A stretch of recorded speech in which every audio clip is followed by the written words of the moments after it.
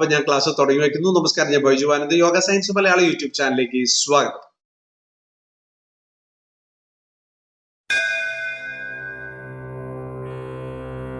സൗഖ്യാർത്ഥം ധ്യാനം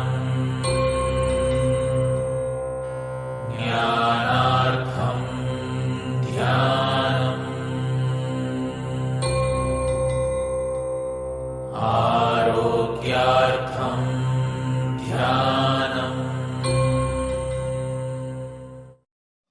ഇന്ന് 2024 ജനുവരി 28 ഞായറാഴ്ച രാവിലെ കൃത്യം 7 മണിക്ക് നമുക്ക് ക്ലാസ് തുടങ്ങാൻ സാധിച്ചിട്ടുണ്ട്.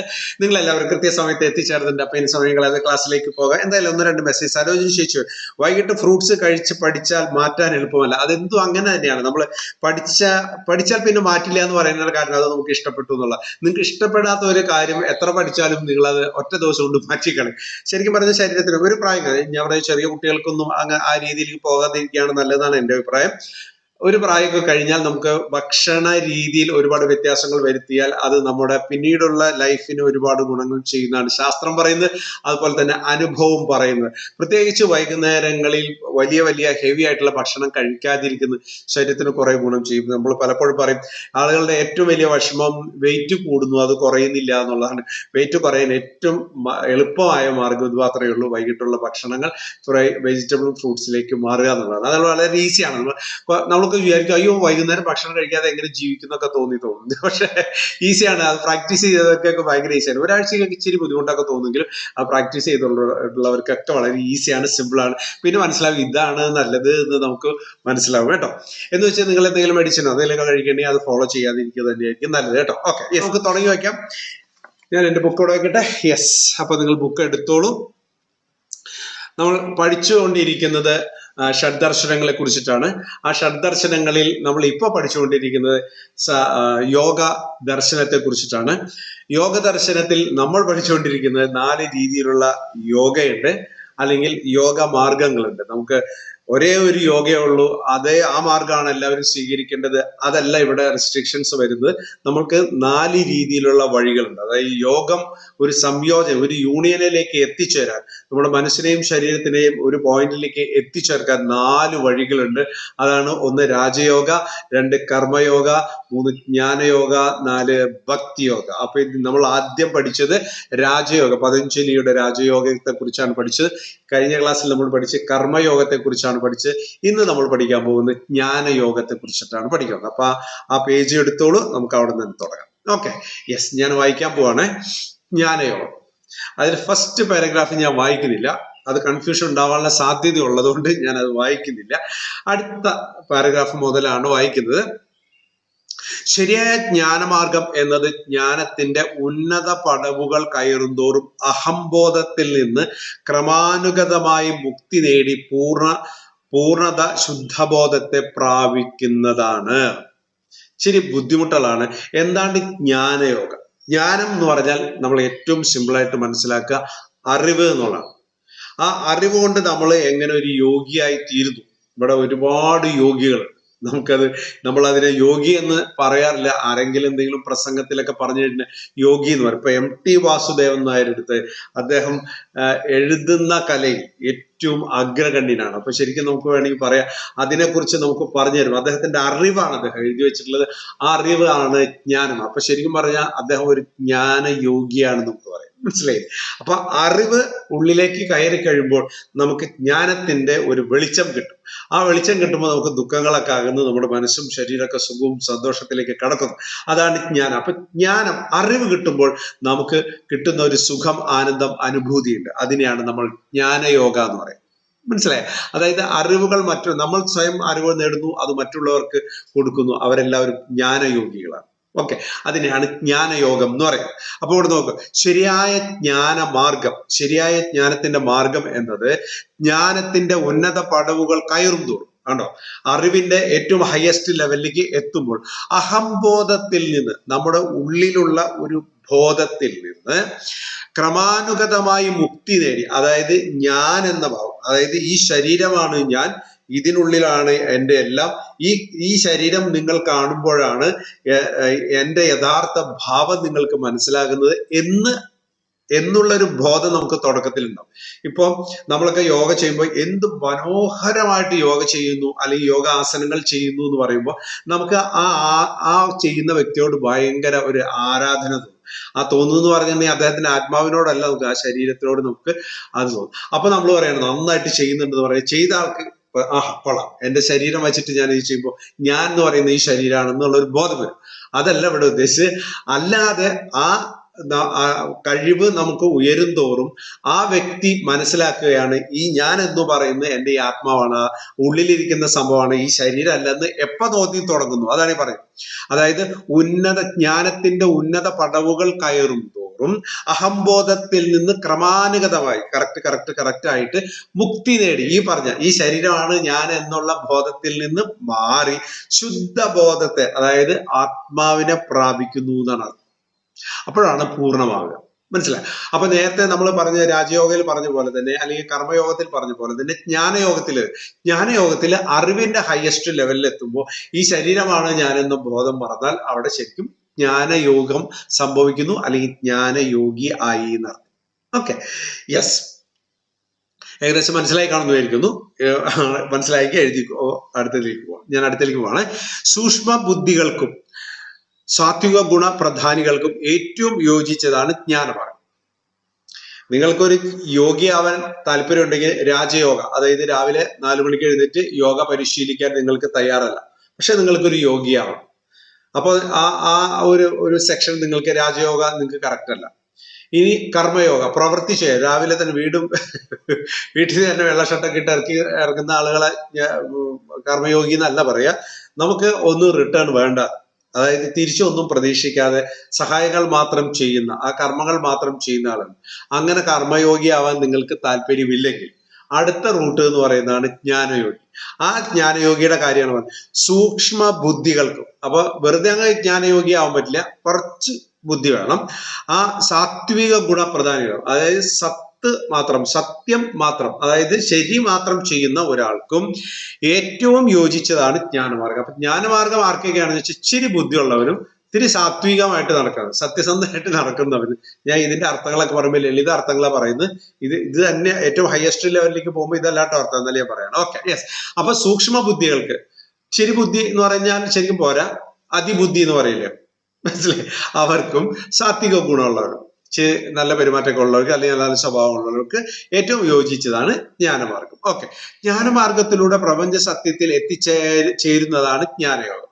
അപ്പോൾ ഈ ജ്ഞാനത്തിലൂടെ, അല്ലെങ്കിൽ ഈ ലഭിക്കുന്ന അറിവിലൂടെ, ഇപ്പൊ ഞാൻ കുറെ കാര്യങ്ങൾ നിങ്ങൾക്ക് പറഞ്ഞു തരുന്നുണ്ട്. അങ്ങനെ കുറെ പലയിടത്തുനിന്ന് കുറെ അറിവുകൾ നിങ്ങൾക്ക് നേടുന്നു. അതിനെയാണ് ഈ പറഞ്ഞ ഈ ജ്ഞാനമാർഗത്തിലൂടെ പ്രപഞ്ച സത്യത്തിൽ, പ്രപഞ്ചം എന്താണെന്ന് കഴിഞ്ഞ ക്ലാസ്സിൽ നമ്മൾ പഠിച്ചു, ആ പ്രപഞ്ചത്തിന്റെ സത്യം എന്താണ് എന്ന് ആ സത്യത്തിലേക്ക് എത്തിച്ചേരുമ്പോൾ, അതായത് ഈ പ്രപഞ്ചം എന്ന് പറയുന്നത് ഒരു ശക്തിയാണെന്നും ആ ശക്തി ഈശ്വരനിൽ ലയിച്ചിരിക്കുന്നു എന്നൊക്കെയുള്ള ബോധം വെറുതെ അങ്ങ് പഠിച്ചു വെച്ചാൽ പോരാ. ഇപ്പൊ നമ്മൾ തത്വമസി എന്നൊക്കെ പറയുമ്പോൾ ശബരിമലയിൽ എഴുതി വെച്ചിട്ടുണ്ട്. അപ്പൊ ഇവിടെ പറഞ്ഞിട്ടുള്ള തിയറി അനുസരിച്ച് അവിടെ നിന്ന് അങ്ങനെ അപ്ലൈ ചെയ്യല്ല. നമുക്ക് സ്വന്തമായിട്ട് ഫീൽ ചെയ്യണം. നമ്മളൊരു കഥ കേൾക്കുമ്പോൾ അതൊരു ശോകമായ ഒരു കഥയാണെങ്കിൽ നമുക്കറിയാതെ കണ്ണിൽ നിന്ന് ഓരോ തുള്ളി വെള്ളം ഇങ്ങനെ വീഴുന്നുണ്ടെങ്കിൽ നമ്മൾ അതിൽ ലയിച്ചു എന്നർത്ഥം. അല്ലാതെ നമ്മളിങ്ങനെ കേൾക്കുമ്പോൾ അത് സങ്കടമുള്ളൊരു സംഭവം ഉണ്ടോ എന്ന് നമുക്ക് വിചാരിക്കുന്ന പോലെയല്ല, നമുക്ക് ഉള്ളിലേക്ക് ലയിപ്പിക്കണം. മനസ്സിലായി? ഒരു തമാശ കേൾക്കുമ്പോൾ ചിലർക്ക് ചിരിക്കാനേ തോന്നില്ല, എന്നാൽ വേറെ ചിലർക്ക് പൊട്ടിച്ചിരിക്കും. കാരണം അവിടെ പൊട്ടിച്ചിരിയാണ് വേണ്ട, ആ വികാരമല്ല. അപ്പൊ അതുപോലെ തന്നെ വരണം. അങ്ങനെ വരുന്നുണ്ടെങ്കിൽ, അതായത് നമ്മൾ ഉദ്ദേശിക്കുന്നത് എന്താണോ അത് നമ്മൾ ശരിക്കും ഉൾക്കൊള്ളുന്നുണ്ടെങ്കിൽ അതാണ് അവിടെ ശരിയായ പഠനം എന്ന് പറയുന്നത്. ഇവിടെ നോക്കും, ജ്ഞാനമാർഗത്തിന്റെ പ്രപഞ്ച സത്യത്തിൽ എത്തിച്ചേരുന്നത്. അപ്പൊ ഈ പ്രപഞ്ച സത്യത്തിലേക്ക് എത്തിച്ചേരാനുള്ള ഒരു വഴിയാണ് ഈ ജ്ഞാനയോഗ എന്ന് പറയുന്നത്. അത് നിങ്ങൾ കറക്റ്റായിട്ട് ചെല്ലുന്നുണ്ടെങ്കിൽ അതാണ് ജ്ഞാനയോഗം എന്ന് പറയുന്നത്. അപ്പൊ അവിടെ ഇരിക്കുന്ന വികാരം എന്താണോ ആ വികാരം കറക്റ്റായിട്ട് നമുക്ക് മനസ്സിലാകുന്നുണ്ടെങ്കിൽ നിങ്ങൾ കറക്റ്റായ റൂട്ടിലൂടെയാണ്. നിങ്ങൾ എത്രയൊക്കെ പഠിച്ചിട്ടും എത്രയൊക്കെ ബുദ്ധി ഉണ്ടെങ്കിലും നിങ്ങൾക്ക് ഈ പ്രപഞ്ചത്തെക്കുറിച്ചിട്ട് അതിന്റെ യാഥാർത്ഥ്യത്തെക്കുറിച്ച് ഒന്നും മനസ്സിലാവുന്നില്ലെങ്കിൽ നിങ്ങളൊരു ജ്ഞാനയോഗിയല്ല എന്നർത്ഥം. മനസ്സിലായോ? ഒരു ഡോക്ടർ പഠിച്ച് അതിന് ഡിഗ്രി ഒക്കെ കിട്ടി, സർട്ടിഫിക്കറ്റ് ഒക്കെ കിട്ടി, അദ്ദേഹത്തിന് ഒരു നോട്ടത്തിൽ ആ രോഗിയുടെ പ്രശ്നം എന്താണെന്ന് മനസ്സിലാക്കാൻ കഴിയുന്നില്ലെങ്കിൽ അദ്ദേഹം ശരിക്കും ഒരു എന്താ പറയാ ഡോക്ടർ അല്ലെന്ന് നമ്മൾ പറയേണ്ടി വരും.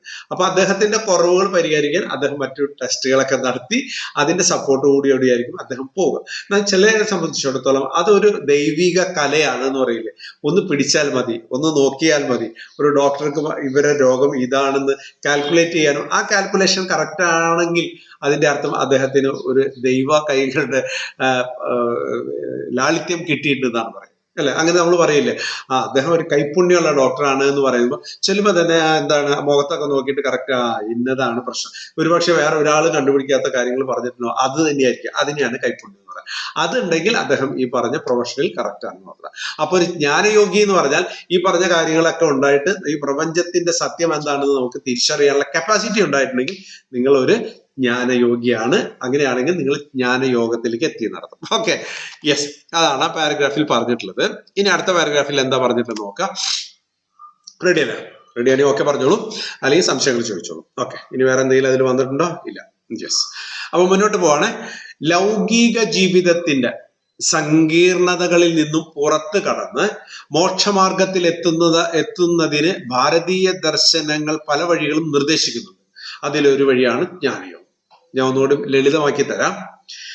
ലൗകിക ജീവിതത്തിന്റെ സങ്കീർണത, ലൗകിക ജീവിതം എന്ന് പറഞ്ഞാൽ ഇപ്പൊ നമ്മൾ ഈ ജീവിക്കുന്ന ജീവിതത്തിന്റെ സങ്കീർണതകൾ. ഒരു ദിവസം രാവിലെ എഴുന്നേൽക്കുമ്പോൾ വലിയ സന്തോഷമായിരിക്കും, പിറ്റേ ദിവസം രാവിലെ എടുക്കുമ്പോൾ വലിയ വിഷമായിരിക്കും, പിറ്റേ ദിവസം രാവിലെ എടുക്കുമ്പോൾ ദുഃഖമുള്ള വാർത്തയായിരിക്കും കേൾക്കുന്നത്, പിറ്റേ ദിവസം കേൾക്കുന്നത് നമുക്ക് ഇവിടെ ഇവിടെ ഇവിടെ ഒരാളും കേൾക്കാത്ത രീതിയിലുള്ള എന്താണ് ജീവിത രീതിയുടെ ഭാഗങ്ങളായിരിക്കും ഒരു പക്ഷെ നമ്മൾ കേൾക്കുക. അപ്പൊ ഓരോ ദിവസവും നമുക്ക് ഓരോ രീതിയിലായിരിക്കും നമ്മുടെ പ്രഭാതം ഉണരുന്നത്. അത് സങ്കീർണതകൾ നിറഞ്ഞതായിരിക്കും. സന്തോഷം ഉണ്ടാവാം, ദുഃഖം ഉണ്ടാവാം. 4 വഴികൾ ഇവിടെ പഠിച്ചിട്ടുണ്ട്. അപ്പൊ അതുപോലെ ഒരുപാട് വഴികൾ പറഞ്ഞിട്ടുണ്ട്. അതിൽ ഒരു വഴിയാണ് ജ്ഞാനമാർഗം. മനസ്സിലായോ? അപ്പൊ നേരത്തെ പറഞ്ഞ ജ്ഞാനയോഗം ഒരു വഴിയാണ് ഏതിലേക്ക് എത്താൻ, ഈ മോക്ഷത്തിലേക്ക് എത്താൻ, കൈവല്യത്തിലേക്ക് എത്താൻ, അതിനുള്ള ഒരു അല്ലെങ്കിൽ സ്വാതന്ത്ര്യത്തിലേക്ക് എത്താൻ, അല്ലെങ്കിൽ ആനന്ദത്തിലേക്ക് എത്താൻ ഒരു വഴി കൂടിയാണ് നമ്മുടെ ജ്ഞാനയോഗം. Okay, ready? യെസ്, കാണാൻ കേൾക്കാന്ന് പറഞ്ഞിട്ടുണ്ട്. അപ്പൊ ഞാൻ അടുത്ത പാരഗ്രാഫ് വായിക്കാണ്, ശ്രദ്ധിച്ചിരുന്നോളെ. ഇച്ചിരി ഈസി അല്ല, നമുക്ക് വലിയ തമാശകളൊന്നും പറയാനുള്ള വകുപ്പ് ഇതിൽ കിട്ടണില്ല, അതുകൊണ്ടാണ് ഇച്ചിരി കടിച്ചു പിടിച്ച് തന്നെ ഇരുന്നോളെ. ഓക്കെ, അടുത്ത പാരഗ്രാഫ് ഞാൻ വായിക്കാണ്. നേതി ഇതല്ല എന്നതാണ് രീതി. ഇതിനെ ബാധകമാർഗം എന്ന് പറയും. ഈ വഴി കഠിനതരമാണ്, അധികം പേർക്കും സ്വീകാര്യമാകുന്നതല്ല. സമ്പൂർണമായി ത്യജിക്കലാണ് ഇതിന്റെ കാതൽ. സർവസംഘ പരിത്യാഗികളായ സന്യാസിമാരുടെ പാത ജ്ഞാനമാർഗമാണ്. വാളിന്റെ വായ്ത്തല പോലെയാണ് ജ്ഞാനമാർഗം എന്ന് കഠോപനിഷത്ത് പറയുന്നു. എന്തെങ്കിലും മനസ്സിലാകുമെന്ന് അറിയില്ല. നേതി ഇതല്ല എന്നതാണ് രീതി. നേതി എന്ന് പറയുമ്പോൾ അതിനർത്ഥമാണ് പറഞ്ഞത് ഇതല്ല. അതായത് നമ്മൾ എന്തെങ്കിലും ഒരു ജ്ഞാനം അറിവിലേക്ക് നേടാൻ ശ്രമിക്കുമ്പോൾ, നമ്മൾ സാധാരണ ഒരു ബുക്ക് വായിച്ചു, അല്ലെങ്കിൽ പ്രഭാഷണം കേട്ടു, അല്ലെങ്കിൽ ആരെങ്കിലും പറയുന്ന കാര്യങ്ങൾ മനസ്സിലാക്കി എന്ന് പറയുന്നത് പോലെ അല്ല ശരിക്കും ഈ പറഞ്ഞ ജ്ഞാനയോഗത്തിന്റെ മാർഗം. അവിടെ ഒരു കാര്യം മനസ്സിലാക്കുന്നത് ഇതല്ല എന്ന് പറഞ്ഞുകൊണ്ടാണ് മനസ്സിലാക്കേണ്ടത്. അല്ലാതെ ഒരു ഇതെടുത്തിട്ട് ഇത് പേനയാണ് എന്ന് പറഞ്ഞിട്ട് പറയാം ഓക്കെ ഫിനിഷ് എന്ന് പറയുന്ന പോലെയല്ല ശരിക്കും. നമ്മളിപ്പോ ഒരു പഴം, ഒരു ആപ്പിള് കഴിക്കുകയാണെന്ന് വെച്ചു, നല്ല ആപ്പിള് കഴിക്കുകയാണ്, അത് പല ടൈപ്പ് ടേസ്റ്റിലുള്ള ആപ്പിൾ ഉണ്ട്. ഇപ്പൊ ഒരു ഏത്തപ്പഴം നമ്മൾ കഴിക്കുകയാണ്, അല്ലെങ്കിൽ ഒരു പൂവൻ പഴം നമ്മൾ കഴിക്കുകയാണ്. പൂവൻ ഞാൻ കഴിച്ചിട്ടുണ്ട്, നിങ്ങൾ കഴിച്ചിട്ടുണ്ട്. എന്നാൽ അവിടെ ഒരാൾ ഇന്നേ വരെ പൂവൻ എനിക്ക് തോന്നുന്നു ഈ കേരളത്തിൽ മാത്രമായിരിക്കണം ഈ ടേസ്റ്റുള്ള പൂവമ്പഴം ഉണ്ടാവുക. വേറെ രാജ്യങ്ങളിൽ അല്ലെങ്കിൽ കേരളത്തിൽ പുറത്തുള്ള സ്റ്റേറ്റുകളിലോ അല്ലെങ്കിൽ പുറത്തുള്ള രാജ്യങ്ങളിൽ ഈ ടേസ്റ്റുള്ള പൂവമ്പഴം ഇല്ലാന്നാണ് എൻ്റെ ഒരു വിശ്വാസം. അങ്ങനെ തന്നെയാണ്. അപ്പൊ നമ്മൾ ഈ പൂവമ്പഴം കഴിച്ചിട്ടുണ്ട്, എന്നാൽ പുറത്തുള്ള ഒരാൾ പൂവമ്പഴം കഴിച്ചിട്ടില്ല. അപ്പൊ അയാൾക്ക് ഈ പൂവമ്പഴത്തിന്റെ ടേസ്റ്റ് നമ്മൾ മനസ്സിലാക്കി കൊടുക്കണം. എങ്ങനെ മനസ്സിലാക്കി കൊടുക്കും? ഇപ്പൊ നമ്മൾ കഴിച്ചുകൊണ്ട് ഓൾറെഡി നമുക്കറിയാം ഇതാണ് ഇതിന്റെ ടേസ്റ്റ് എന്നറിയാം. ഇപ്പൊ പഞ്ചസാര കഴിക്കുമ്പോൾ നമുക്കറിയാം ഇതിന്റെ ടേസ്റ്റ് ഇതാണെന്ന് നമുക്കറിയാം. പാവയ്ക്ക കഴിക്കുമ്പോൾ നമുക്കറിയാം അതിന്റെ കയ്പ് ഇതാണെന്ന് നമുക്കറിയാം. ഇവിടെ പൂവമ്പഴം നമ്മൾ കഴിച്ചിട്ടുണ്ട്, എന്നാൽ നമ്മൾ പറയാൻ പോകുന്ന ആൾ ഇത് കഴിച്ചിട്ടില്ല. അപ്പൊ അയാളോട് നമ്മൾ ഇത് എങ്ങനെ പറഞ്ഞ് മനസ്സിലാക്കും? നമ്മൾ പറയും ഇതൊരു വാഴപ്പഴമാണ്, വാഴപ്പഴമാണ്. അപ്പൊ അയാൾ ചോദിക്കുകയാണ് ഞാൻ ഇങ്ങനെ ഒരു പഴം, പാളയംകുടം പഴം തിന്നുന്നുണ്ട്, അതുപോലെയാണോ? അതല്ല. പക്ഷെ പഴം അതാണ്, പക്ഷെ ടേസ്റ്റ് അതല്ല. എന്നാ പിന്നെ ഏത് പഴമാണ്? ആപ്പിളിന്റെ ടേസ്റ്റ് ആണോ? ആപ്പിളിന്റെ ടേസ്റ്റ് ആണോ വെച്ചാൽ അതിന്റെ ഒരു ടേസ്റ്റ് അതിനുണ്ട്, പക്ഷെ അതല്ല. പിന്നെന്താ വേറെ പഴം എടുക്കപ്പോ എന്തെങ്കിലും പഴം എടുത്തിട്ടുണ്ടെങ്കിൽ ഇപ്പൊ മുന്തിരി, നല്ല മധുരമുള്ള ഒരു മുന്തിരിയുടെ ടേസ്റ്റ് ആണോ പൂവമ്പഴത്തെന്ന് വെച്ചാൽ അതിന്റെ ഒരു ടേസ്റ്റ് ഉണ്ട്, പക്ഷെ അതല്ല. അങ്ങനെ പറഞ്ഞ് മനസ്സിലാക്കി പഠിപ്പിക്കുന്നതാണ് നേതി നേതി. പൂമ്പഴമാണ് നിങ്ങൾക്ക് കഴിക്കേണ്ടത്. ഇത് ഏത്തപ്പഴം പോലെയാണോ? അത് പഴം പോലെയാണ്, പക്ഷെ അതല്ല അതിന്റെ ടേസ്റ്റ്. ഞാലിപ്പൂവൻ പോലെയാണോ? അതേതാണ്ട് കുറേയും കൂടി ഏതാണ്ട് കറക്റ്റ് ആണ്, പക്ഷെ അതല്ല. അതാണ് എന്ത് പറഞ്ഞാലും അതല്ല. അതുകൊണ്ട് പറയുന്നത് വെച്ചാൽ നമുക്ക് ഐഡിയകൾ ഇങ്ങനെ കിട്ടും. അങ്ങനെയാണ് ശരിക്കും ഒരു കാര്യത്തെക്കുറിച്ച് നമ്മൾ പഠിക്കേണ്ടത്. ഒരു ടേസ്റ്റ് നമ്മൾ മനസ്സിലായി, അല്ലെങ്കിൽ നമ്മൾ അറിയാത്ത ഒരു കാര്യത്തെക്കുറിച്ച് പഠിപ്പിച്ചു കൊടുക്കുന്നത് അങ്ങനെയാണെന്നായിരിക്കും. അല്ലാതെ ഒരു വസ്തു കാണിച്ചിട്ട് ഇത് പേനയാണ്, ഓക്കെ പേനയാണ്, ഇതിനപ്പുറത്തേക്ക് നമ്മൾ കടക്കില്ല. ഈ പേന കൊണ്ട് എഴുതുന്നത് നമ്മൾ എന്ത് മഷിയാണ് ഇതിൽ ഉപയോഗിക്കുന്നത്? അപ്പൊ അതിൽ ചോദിക്കുകയാണ്, ഇത് മഷി വെള്ളം പോലത്തെ മഷിയാണോ ഉപയോഗിക്കുന്നത്? അതല്ല. ഇതിൽ പിന്നെ എന്ത് സംഭവം ഉപയോഗിക്കണം? ഈ വേറെ എന്തെങ്കിലും സംഭവം? അതല്ല. അങ്ങനെ പറഞ്ഞ് മനസ്സിലാക്കുമ്പോൾ അതിന് പൂർണ്ണത കിട്ടുള്ളൂ. അല്ലാതെ നമ്മൾ ഫിനിഷ്ഡ് ആണ്. ഇത് പേന എന്ന് പറഞ്ഞാൽ ഇതിന്റെ ബാക്കിയൊന്നും നമ്മൾ മനസ്സിലാക്കുന്നില്ല. മനസ്സിലാക്കണമെങ്കിൽ ഇതല്ല എന്ന് പറഞ്ഞ് മനസ്സിലാക്കണം. അതാണ് നേതി ഇതല്ല എന്നതാണ് ഇതിന്റെ രീതി. അതായത് ജ്ഞാനമാർഗത്തിന്റെ രീതി ഇതല്ല എന്ന് പറഞ്ഞിട്ടാണ് പഠിപ്പിക്കുന്നത്. അവസാനം നമുക്കൊരു ഐഡിയ, നമ്മുടേതായിട്ടുള്ള ഒരു ഐഡിയ നമ്മുടെ ഉള്ളിൽ വന്നിട്ടുണ്ടാവും. അതാണ് ശരിക്കും പറഞ്ഞ് ജ്ഞാനയോഗത്തിന്റെ രീതി. മനസ്സിലായോ അറിയില്ല. ഓക്കെ, ഇതിനെ ബാധകമാർഗം എന്ന് പറയും. ഇപ്പൊ ഞാൻ ഈ പഠിപ്പിച്ചു തന്ന, ഈ പറഞ്ഞു തന്ന കാര്യത്തിന് ബാധകമാർഗം എന്നാ പറയാം. ക്ലിയർ ആയോ? ഓക്കെ, ഈ വഴി കഠിനതരമാണ്, അതായത് വളരെ കഠിനമാണ്. ഇങ്ങനെ ഒരു കാര്യം ഇപ്പൊ അതിൽ എളുപ്പമാണ്. ഇതാണ് പേന എന്ന് പറഞ്ഞിട്ട്, അപ്പൊ പേന കാണാത്തൊരു നാട്ടിൽ ചെന്നിട്ട് പേന എന്ന് പറഞ്ഞൊരു സാധനം ഉണ്ട്, അതെന്താ, അത് പെൻസിൽ പോലെ നമുക്ക് എഴുതാൻ പറ്റില്ല. അപ്പൊ പെൻസിലാണോ? പെൻസിലല്ല, അതല്ല. മനസ്സിലായില്ലേ? വേറൊരു സാധനമാണ്. അപ്പൊ അങ്ങനെയാണ് പറഞ്ഞ് പഠിപ്പിക്കുന്നത്. അങ്ങനെ പറഞ്ഞ് പഠിപ്പിക്കുമ്പോൾ അത് കറക്റ്റ് ആവും. അല്ലെങ്കിൽ പേന എന്ന് പറഞ്ഞ സാധനമുണ്ട്, അത്ര മതി, അതിലവിടെ നിൽക്കാൻ പാടില്ല. Okay, yes. അപ്പം അത് കഠിനതരമാണ്. അങ്ങനെ മനസ്സിലാക്കിയിട്ട് കഠിനമാണ്, അധികം പേർക്കും സ്വീകാര്യമാകും. ഇത് അധികം പേരോട് ഇങ്ങനെ പഠിപ്പിക്കാൻ പോയി കഴിഞ്ഞാൽ വേണ്ട, ഞാൻ ഓൺലൈനിൽ വരുത്തിയിട്ട് ഞാൻ അവരെ കഴിച്ചോളാം, അപ്പൊ ശരിയാവും. മനസ്സിലായി? അപ്പൊ ഈസിയാണ്, അപ്പൊ സ്വീകാര്യമല്ല എല്ലാവർക്കും. സമ്പൂർണമായ ത്യജിക്കലാണ് ഇതിന്റെ കാതൽ. അതായത് സമ്പൂർണമായ ത്യജിക്കൽ എന്ന് വെച്ചാൽ ഇത് വേണ്ടെന്ന് വയ്ക്കുന്നതല്ല.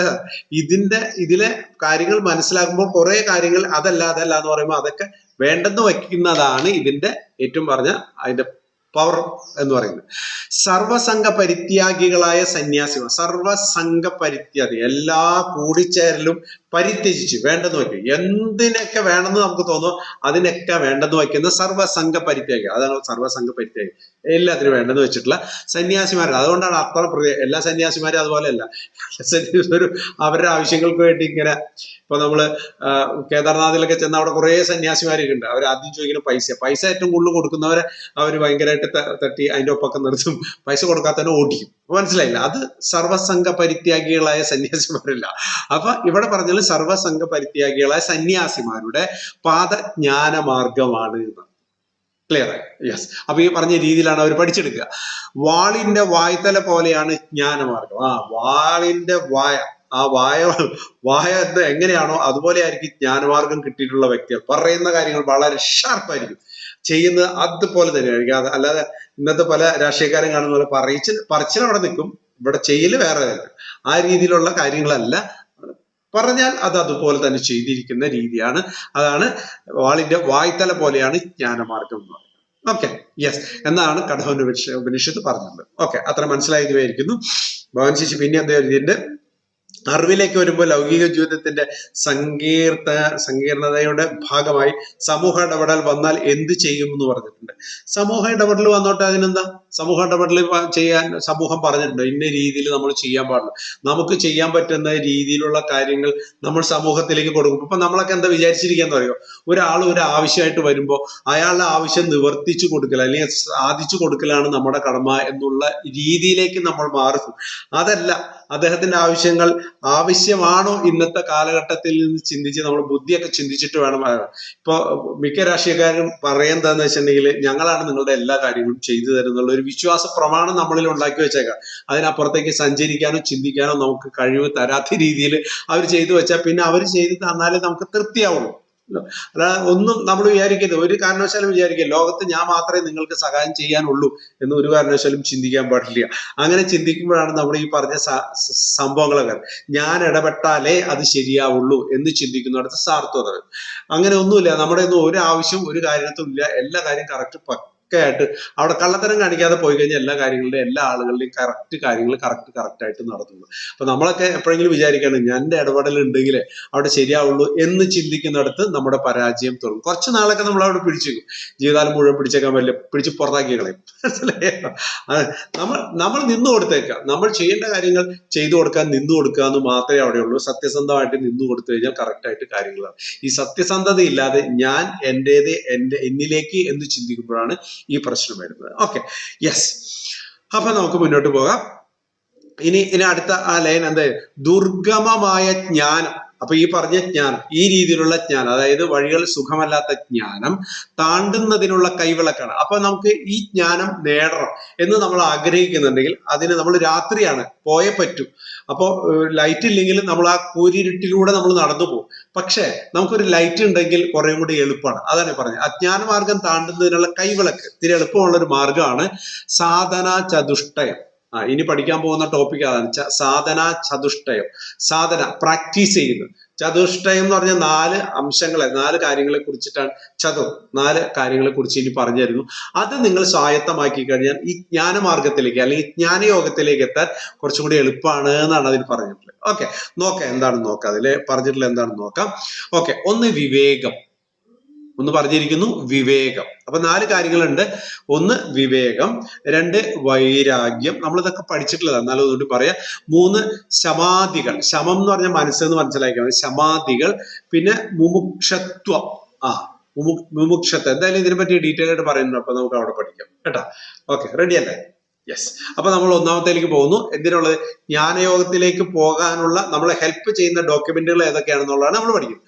അതിലൊന്നാണ് വിവേകം. വിവേകം എന്ന് പറഞ്ഞാൽ ശരിയും തെറ്റും തിരിച്ചറിയാനുള്ള കഴിവെന്ന് ഏറ്റവും സിമ്പിൾ ആയിട്ട് മനസ്സിലാക്കുക. അപ്പൊ നിങ്ങൾക്ക് ഇനി മുന്നോട്ട് പോകുമ്പോൾ ഈസി ആയിരിക്കും. അല്ലെങ്കിൽ നമ്മളിങ്ങനെ വിവേകം എന്ന് ധരിച്ചു വെച്ചിട്ടുണ്ട്, അതിന്റെ അർത്ഥം എന്താണെന്ന് കൃത്യമായിട്ട് ഇത് നിങ്ങൾ മനസ്സിലാക്കി. ശരിയും തെറ്റും തിരിച്ചറിയാനുള്ള ഒരു കഴിവിനെയാണ് നമ്മൾ വിവേകം എന്ന് പറയുന്നതായിട്ട് നിങ്ങൾ ഇവിടെ മനസ്സിലാക്കിയാൽ മതി. അപ്പൊ പിന്നെ മുന്നോട്ട് പോകാൻ ഈസിയാണ്. ഓക്കെ, അനിത്യ വസ്തുക്കളെ തിരിച്ചറിയലാണ് വിവേകം. നിത്യം അതായത് സ്ഥിരമായിട്ട് നിൽക്കുന്നത്, അനിത്യം സ്ഥിരമല്ലാത്തത്, സ്ഥിരമായിട്ടുള്ളതും സ്ഥിരമായിട്ടല്ലാത്ത വസ്തുക്കളെ തിരിച്ചറിയലാണ് വിവേകം. ഇവിടെ നമ്മൾ വിവേകം കൊണ്ട് ഉദ്ദേശിക്കുന്നത്, ഈ ജ്ഞാനമാർഗത്തിലേക്ക് പോകാൻ വേണ്ടി വിവേകം എന്ന് ഉദ്ദേശിക്കുന്നത്